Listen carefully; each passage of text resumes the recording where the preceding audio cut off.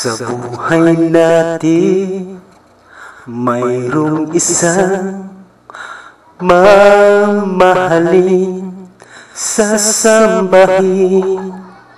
Sa buhay natin, mayroong isang puputangin sa lahat at iibigin ng tapat.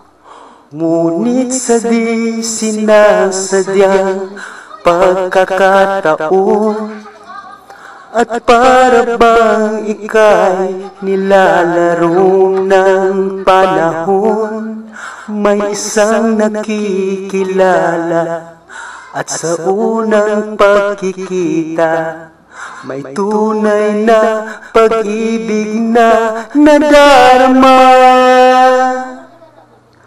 Bakit ba hindi ka nakilala nang ako'y malaya pa? At hindi ngayon ang puso ko'y may kapiling na? Bakit ba hindi ka nakilala nang ako'y nag-iisa? Sino ang iibigin? Ikaw sana.